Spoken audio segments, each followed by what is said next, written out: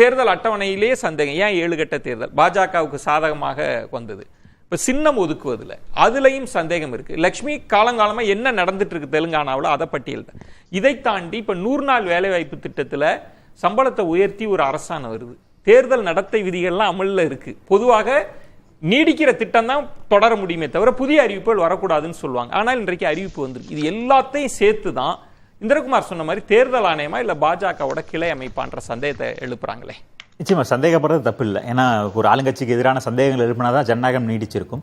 ஆனால் எல்லாத்தையுமே சந்தேகப்படுவோம், கண்ணை மூடிட்டு நாங்கள் சந்தேகப்படுவோம். மோடி அங்கே ஏதாவது பேச ஆரம்பிச்சாருனாலே நாங்கள் சந்தேகப்பட்டுருவோம், ஒவ்வொரு வரி நாங்கள் சந்தேகப்படுவோம் அப்படின்னா நாட்டில் வந்து எந்த விஷயமும் செய்ய முடியாது. இல்லை பானைக்கு சந்தேகம் இல்லை, அதுதான் சொல்றேன். பம்பரத்துக்கு சந்தேகம். எனக்கு ஒரு சந்தேகம் வந்துருச்சு. இப்போ இவ்வளோ சந்தேகத்துக்கு அப்புறம் எனக்கே ஒரு சந்தேகம் வந்துருச்சு.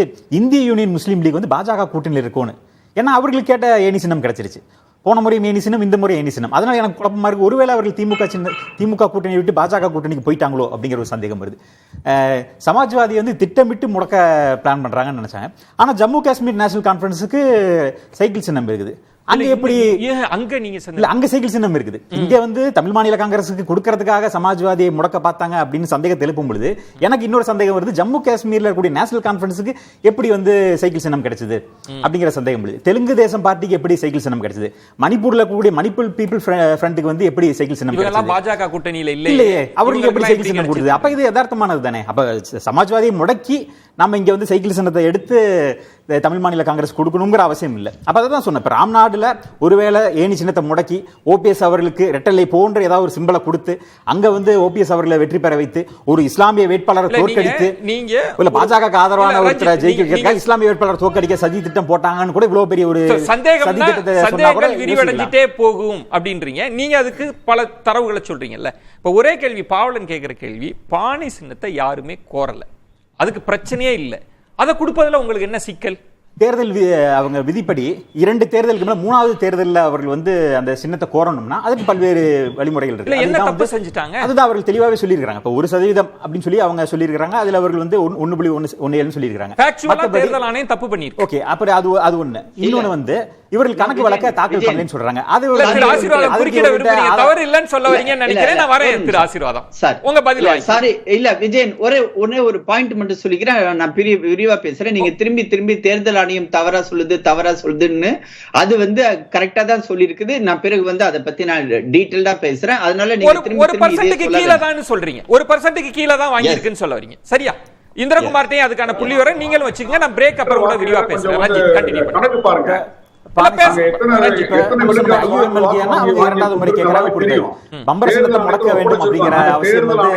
காத்துருங்க பாவலன், காத்துருங்க ப்ளீஸ்.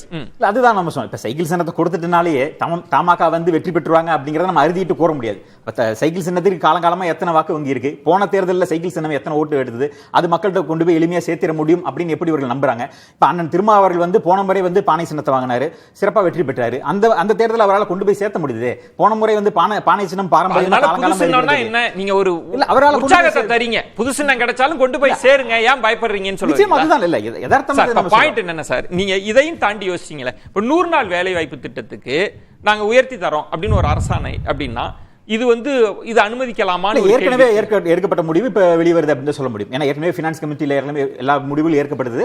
இப்ப அது வெளிவருது அப்படின்னு தான் நம்ம எடுத்துக்க வேண்டியது. இது நடத்தை விதிக்கு முன்னாடி எடுக்கப்பட்ட முடிவு, அது இன்னைக்கு வெளியே வருதுன்னு தான் பார்க்க வேண்டியதா இருக்கு. இது புதுசா எடுக்கல. இப்ப எடுத்திருந்தாங்கன்னா அது வந்து தவறு. நிச்சயமா அது வந்து தேர்தல் ஆணையம் வந்து நிச்சயமா கண்டிக்கும். இவ்வளவு பெரிய நாட்டுல தேர்தல் ஆணையம் வந்து இவ்வளவு பெரிய ஏற்கனவே எடுக்கப்பட்ட முடிவு அப்படின்னா ஏன் தேர்தல் ஆணையத்திட்ட பர்மிஷன் வாங்குறாங்க? ஏன் விதிவிலக்கு போடுறாங்க? வெளியிடறதுக்கு வந்து தேர்தல் ஆணையத்தில் முறைப்படி அங்கீகாரம் வாங்கி தேர்தல் ஆணையம் அதை ஒப்புதலோட தான் கொடுக்குது. ஏன்னா இது வந்து எதிர்க்கட்சிகள் நிச்சயமா கேள்வி எழுப்பாங்கன்னு தெரிஞ்சு இவ்வளவு பெரிய தப்பு வந்து தேர்தல் ஆணையம் செய்யாது. அதாவது திரைமறைவில் செய்யலாம். இப்ப நம்ம சொன்ன மாதிரி IUM திட்டமிட்டு முடக்க பார்த்தாங்கன்னா இதுல மிகப்பெரிய ஒரு சதி இருக்கு, ஒரு சிறுபான்மை சமுதாயத்தை முடக்க பாக்குறாங்க அப்படிங்கிற நம்ம குற்றச்சாட்டை நிச்சயமா குரல் எழுப்பலாம். இல்ல நீங்க சொன்ன பாயிண்ட்டுக்கே நம்ம ஒரு விளக்கம் வாங்கலாம். ஏன்னா இந்திரகுமார், நீங்க சந்தேகம்னா சந்தேகத்துக்கு வந்து நீங்க கால் கிடையாது வால் கிடையாது, அது பறந்துகிட்டே கிடக்கும். அப்ப ஏணி சின்னம் எப்படி கிடைச்சதுன்னு கேட்கிறாருல. நாங்க நினைச்சிருந்தா ஏணி சின்னத்தையும் முடக்கி இருக்கலாமேன்னு கேட்ட கேள்விக்கு என்ன பதில் நீங்க?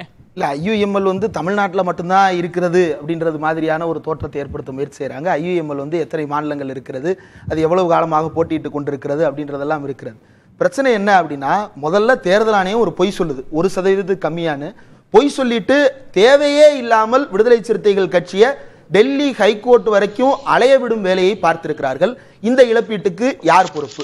யாருமே டிஸ்பியூட் பண்ணாத ஒரு சிம்பலை, காமன் சிம்பலை அலாட் பண்றதுல என்ன பிரச்சனை? எனக்கு இதுக்கு விடை கண்டுபிடிச்சாகணும். இப்போ 1% மேலன்னு நீங்க சொல்றீங்க. திரு ஆசீர்வாதம் இல்லன்னு சொல்றாரு. இல்லனா ஒரு ஃபேக்ட் கொடுக்கறோம். திரு ஆசீர்வாதம் உடனே கொடுங்களேன், எனக்கு இப்போயே விட தெரிஞ்சாகணும்.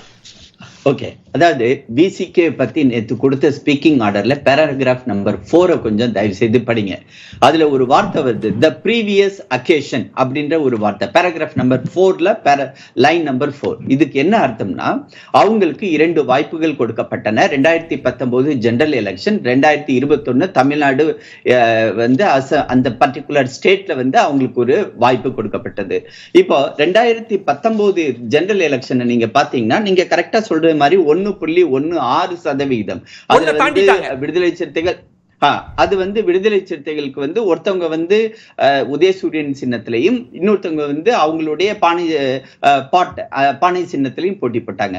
அந்த வார்த்தையோட அர்த்தம் என்னன்னா, த ப்ரீவியஸ் அக்கேஷன். அதாவது இப்ப 24க்கு முன்னாடி அங்க என்ன எலெக்ஷன் நடந்துச்சு, 21ல அசம்பிளி எலெக்ஷன் நடந்துச்சு. அந்த அசம்பிளி எலெக்ஷன்ல அவங்க தமிழ்நாட்டுல வாங்கின ஓட்டு அந்த எண்ணிக்கை என்னன்னா 4,57,763. அதனுடைய பர்சன்டேஜ் 0.99%.